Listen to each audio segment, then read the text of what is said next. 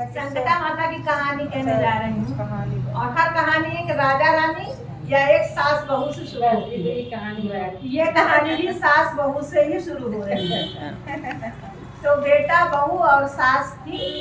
बेटा बाहर कमाने चला गया था और बहू जो है सास के साथ थी। नई नई बहू आई थी।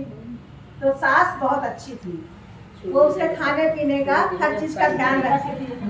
लेकिन बहू नई नई आई तो उसको पता नहीं था भाई कि अब कैसे कहे सास कि हमको ये चीज पसंद है, ये चीज खाने के लिए दीजिए। तो सासू माँ ने एक गाय पाल रखी थी। तो उस गाय का दूध जो निकलता था वो गर्म करने के लिए रखती थी। तो पहले के जमाने में कुछ कचरी में रखा जाता था और लाल हो जाता था, जिसको इस्तेमाल होता था तो रख देती थी। अब बहू को मलाई और दूध दोनों बहुत अच्छा लगता था, लेकिन वो संकोच बस सास से कह नहीं पाती थी। तो सास दूध रख करके अपना घर घुमनी वाला काम करती थी, पंचायत वाला। तो रख के चले जाए तो जब मलाई पड़ जाए तो बहू मलाई चम्मच से निकाल ले और एक गिलास दूध निकाल के अपने कमरे में रख आए, खा लेती थी। तो कुछ दिन सास देखी, कहीं पूछे कैसे घर में सास बहू दो ही लोग हैं और अगर हम तो बाहर चले जाते हैं, बहू अकेली रहती है। तो अगर उससे पूछते हैं तो उसको खराब लगेगा कि चोरी लगा रही है हमारे ऊपर। हफ्ता 10 दिन देखी, उसके बाद कही कि बहू आज हम एक हफ्ते से देख रहे हैं कि इसमें मलाई भी नहीं पड़ती दूध में और दूध पता नहीं जल जाता है कि कैसे कम हो जाता है। तो कहीं कि अम्मा अब क्या बताएं, हम देखते तो रोज है लेकिन बता नहीं पाए। कहीं बताओ। कहीं जो बिल्लियाँ रोज आती देखती है ना, हाँ आती तो है बिल्ली रोज, फिर वही मलाई पहले चाटती है, उसके बाद अपना भर पेट दूध पी लेती है। तो कहीं दुल्हन हम बाहर रहते थोड़ा देखती रहा करो, आए तो हटा दिया करो। इसके बाद जो है अब बिल्ली कोने में सुन रही थी, बिना कसूर के हमारा आरोप हमारे ऊपर लग रहा है, हम पीते भी नहीं है, हमारे ऊपर आरोप लग रहा है। तो घबराओ नहीं बहुरानी, इसका बदला तो हम लेंगे तुमसे, समय आने पे। अब बेटा काफी दिन से कमाने गया था, तो पैसा वैसा जब कमा लिया तो बिना बताए घर की ओर चल पड़ा कि आज हम घर पे पहुंचेंगे। का एक छोटा तो माँ और हमारी बीवी दोनों खुश हो जाएंगे। वो ढेर सारा लोगों के लिए साड़ी कपड़ा गिफ्ट श्रृंगार सब लिया और लेके चल पड़ा। अब बिल्ली घूम रही थी उसी गांव में। तो बिल्ली तो अपने मालिक को पहचान रही है, बेटे को पहचान ली। झट उसका दिमाग काम किया, दूसरे घर में घुसी और एक मर्दाना चप्पल एक जोड़ा चुरा ले आई।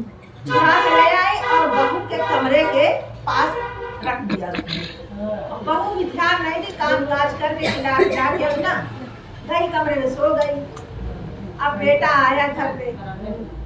घर पे जब आया तो देखा माँ नहीं है। तो कहा अच्छा माँ नहीं है, बीवी से मिल लेता हूँ। अब जब कमरे की ओर गया तो देख रहा है कि चप्पल उतरी हुई है। उसका दिमाग सनक गया कि हमारे ना रहने पे कोई गलत काम करती है। अब वो गया, वो गहरी नींद में सो रही थी। अब उसको बुलाओ, पहले उसको बुलाओ। अब बहू कह रही है कि हम तो सो रहे थे, हम तो किसी को नहीं बुलाया। तो कहे तुम बहाना बना रही हो और उसको बहुत प्रताड़ित किया, बताओ जिसको तुम बुलाई हो। कहे हमने किसी को बुलाया ही नहीं है, हमारे सामने तो आप आए हैं, आप भी बिना बताए आए हैं। अच्छा उसको बहुत क्रोध लगा, तब तक माँ भी आ गई। तो माँ आई तो माँ से उन्होंने बताया तो नहीं भैया दुल्हन बहुत अच्छी है, हमारी सब सेवा करती है, खान पान का ध्यान रखती है, कपड़ा लत्ता धोती है। तो कहे कि माता जी तुम भी बहू की ओर बोल रही, तुम्हारा कपड़ा क्या धोती है, पैर क्या दबा लेती है, उसका पक्ष ले रही है, ये किसी को रखी है। वो आपके ना रहने पे कोई आदमी आता देखो चप्पल उतरी है। और अगर तुमको नहीं विश्वास है तो तुम माँ ये सास बहू दोनों हमारे घर से निकलो। दोनों को भैया बिना कसूर घर से निकाल दिया। बहू का तो कसूर था लेकिन सास की बिना कसूर थी, केवल साथ देने के मारा निकाल दिया। अब 4-6 दिन तो वो लोग गांव में घूम घूम कर सबके घर से तो देखिए सभी घरों में 4-6 दिन सब मदद करता है, 30 दिन कोई मदद नहीं करेगा। अब 4-6 दिन खा पी लिया, अब कहाँ जाए। तो दोनों सास बहू एक पेड़ के नीचे बैठी क्या विचार करें कि कहाँ से मांगा खाया जाए, क्या किया जाए, कैसे पेट भरेगा हम लोग का। और लड़का इधर अकेला जब पड़ गया तो अपना बनाए खाए गया कुआं पे नहा ही रहा था। तो 2 बिल्लियां देखिए, संगठा माता की कृपा देखिए, बिल्लियों की भाषा कोई समझ नहीं पाता है। लेकिन दो बिल्लियां वहीं कोने में बात कर रही थी कि गजब मजा आ रहा है। और वो पतोह रानी जो है हमारे ऊपर ऐसे आरोप की थी, हम ऐसे चुरा के ले आए, चप्पल उसके दरवाजे पर रख दिए। अब उसका आदमी आया, दोनों को घर से निकाल दिया। अब सास बहू मांगे खाए। अब मेरा बदला पूरा। मेरा बदला पूरा हुआ। लेकिन उस बिल्ली की भाषा उस आदमी ने समझ ली। कहीं तो वहीं सर पकड़ के वो कुएं पे बैठ गया कि रे बड़ा भारी अनर्थ हुआ, हम तो बिना जाने समझे इतनी बड़ी सजा देती है। अब वहीं बाल्टी लोटा छोड़ के वो निकल पड़ा ढूंढने कि कहाँ गई माता जी हमारी। इधर ये माता जी को ढूंढने निकला, उधर सास बहू दोनों विचार कर रहे हैं कि आगे किया क्या जाए, हम लोग कितनी बड़ी गलती की सजा मिल रही है। उधर से संकटा माता, चटपटा माता, औसार माता, दशा माता, ये चारों देवियां पूछी भाई आप लोग कैसे यहाँ इतने जंगल में बैठी हैं, लग रही भले घर की आप लोग, बताएं कि ऐसे ऐसे हम लोग ऊपर आरोप लगा है और हमारे पति ने हमको घर से निकाल दिया, बेटे ने निकाल दिया है। ऐसा है कि संकटा माता सबका संकट हरती है। आपके ऊपर जो भी संकट है आप उसकी मानता मानिए, तुरंत आपका पूरा कल्याण हो जाएगा। तब समझ लो कि आखिरी चारा ही है। तो इधर इनका मानता करना नहीं कि इधर इनका बेटा पहुंच गया। जैसे इन्होंने मन्नत मानी, संकटा माता हमारा संकट दूर करो, कहाँ मांगने खाने जाए, बेटा हमारा सुध ही नहीं दे रहा, तब तक बेटा पहुंच गया। माँ का चरण स्पर्श किया, माफी मांगा कि माँ हमसे बहुत बड़ी गलती हुई, ये बिल्ली की कारस्तानी थी।